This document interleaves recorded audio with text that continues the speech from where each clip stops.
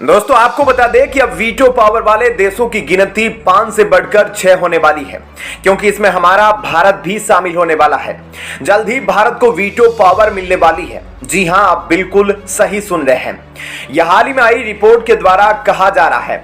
फिर अब रिपोर्ट ही नहीं बल्कि अमेरिका ने भी यह कह दिया कि यूएनएससी में विस्तार होने की जरूरत है, जिसके बाद अब जल्द ही भारत को वीटो पावर मिल जाएगा। क्या है पूरी खबर, अब आपको थोड़ा विस्तार से इस वीडियो में बताते हैं। दोस्तों, किसी भी देश को महाशक्ति तब कहा जाता है जब उसको वीटो पावर मिलती है, और वीटो पावर मिलने के लिए 3 शर्तें होती हैं। पहली शर्त है आर्थिक बल, और अगर भारत की बात की जाए तो भारत की इकोनॉमी इस वक्त 5वें नंबर पर है, जो कि $3.5 ट्रिलियन है। और इकोनॉमी के मामले में भारत ब्रिटेन और जर्मनी जैसे देशों को पीछे छोड़ चुका है। रिपोर्ट में कहा गया था कि जल्द ही भारत की इकोनॉमी तीसरे नंबर पर पहुंच सकती है, तो आर्थिक बल में भारत काफी अच्छा है। अब बात करते हैं दूसरी शर्त के बारे में, जो कि है जनसंख्या बल। और अब तक आप में से जो लोग सोचते हैं कि चीन इसमें नंबर 1 है, तो आपको बता दें कि चीन को अब भारत पीछे छोड़ चुका है, और भारत जनसंख्या के मामले में नंबर 1 देश बन चुका है। यानी कि जनसंख्या बल के मामले में भी भारत नंबर 1 है। अब तीसरी शर्त के बारे में अगर हम बात करें तो यूएनएससी का परमानेंट मेंबर बनने के लिए यह सबसे जरूरी है, जो कि है सहयोगी बल की। किसी देश के पास कितना सहयोग है, और यह फैसला करता है कि वह देश स्थायी सदस्य बनेगा या नहीं। अब इसमें 2 पैरामीटर है। एक तो यह कि जो अस्थायी सदस्य है उनका सहयोग होना जरूरी है, और दूसरा यह जो 5 परमानेंट मेंबर है उनकी सहमति होना भी जरूरी है। ऐसे में सहयोगी बल भारत के पास तो है, एक बस चीज यह है कि इसमें अड़ंगा डाल सकता है चीन।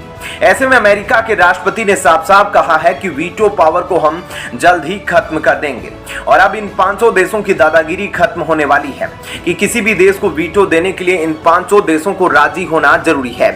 और एक तरीके से भारत के लिए यह बहुत ही अच्छी खबर है, क्योंकि अब तक ये 500 देश अपने वीटो पावर का इस्तेमाल करके अपनी मनमानी करते आए हैं। और आपको बता दें कि अब तक रूस और चीन 2 ऐसे परमानेंट मेंबर हैं जो अपनी वीटो पावर का सबसे ज्यादा इस्तेमाल कर चुके हैं, और ये अपने मतलब के लिए किसी भी देश के खिलाफ जाने के लिए वीटो का इस्तेमाल कर लेते हैं, और ऐसा करने के लिए अपनी मनमानी करते हैं। लेकिन अमेरिका ने जो अब भारत का साथ देते हुए कहा है कि अब सबका वीटो खत्म कर दिया जाएगा, ऐसे में यह एक तरीके से सभी 500 परमानेंट मेंबर के लिए झटका होगा, और ऐसा ना हो इसके लिए वह भारत को भी यूएनएससी का स्थायी सदस्य बनाने के लिए सहमति दे देंगे।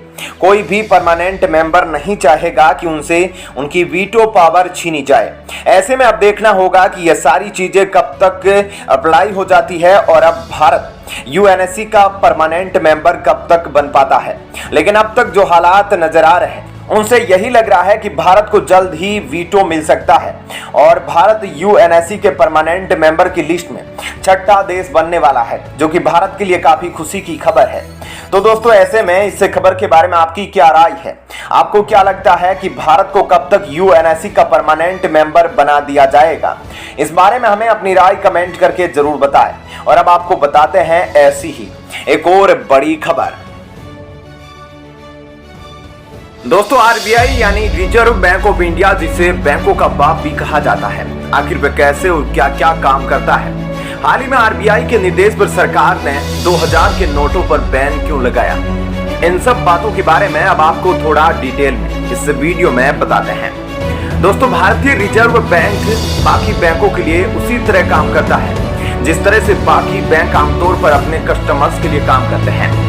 भारतीय रिजर्व बैंक देश के सभी दूसरे बैंकों को पैसे उधार देता है। इसके अलावा भारतीय रिजर्व बैंक का दूसरा सबसे जरूरी काम है भारत सरकार और राज्यों के बैंक एजेंट और सलाहकार के रूप में काम करना। यह राज्य और केंद्र सरकार के सभी बैंकिंग कार्य करता है, और आर्थिक नीति से जुड़े मामलों पर सरकार को जरूरी सलाह भी देता है, और सरकार के सार्वजनिक कर्ज का प्रबंधन भी करता है। भारतीय रिजर्व बैंक के पास देश में नोटों को छापने का एक अधिकार है। उसके पास 1 रुपए के नोट को छोड़कर सभी प्रकार के नोट जारी करने का अधिकार है। ऐसे में नोटों को जारी करने और छपाई के लिए reserve bank minimum reserve system को अपनाता है, और इस प्रणाली के तहत 1957 से रिजर्व बैंक सोने और विदेशी मुद्रा भंडार के रूप में 200 करोड़ रुपए रिजर्व रखता है, जिनमें से कम 115 करोड़ रुपए सोने के रूप में और बाकी विदेशी मुद्राओं के रूप में होना चाहिए।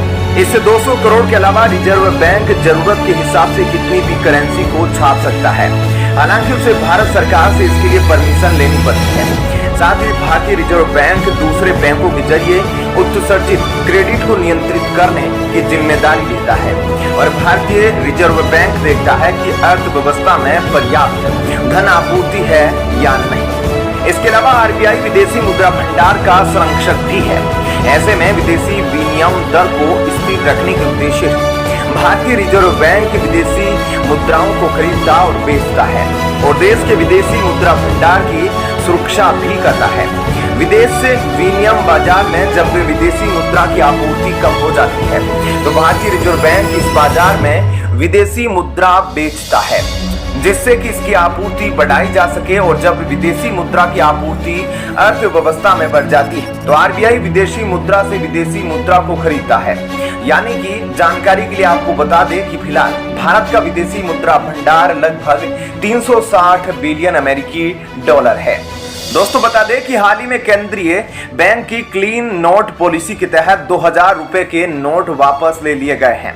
1999 में शुरू की गई आरबीआई की इस नीति का उद्देश्य अच्छी क्वालिटी वाले करेंसी नोट और सिक्के उपलब्ध कराना है, जबकि गंदे नोटों को चलन से बाहर कर दिया जाता है।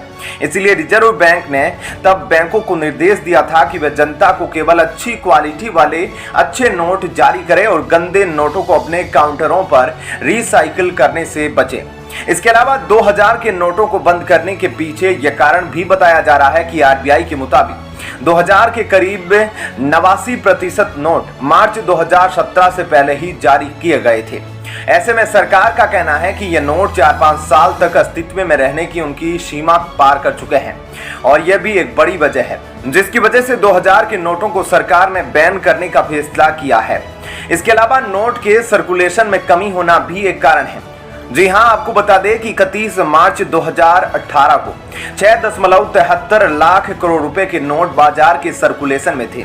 यानी मार्केट में मौजूद कुल नोटों की हिस्सेदारी पहले 37.3% थी, जो कि 31 मार्च 2023 को यह आंकड़ा घटकर 3.62 लाख करोड़ रुपए रह गया।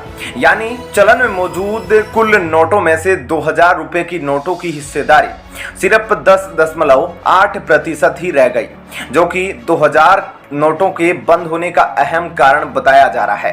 तो ऐसे में दोस्तों इस खबर के बारे में आपकी क्या राय है, हमें कमेंट करके जरूर बताएं।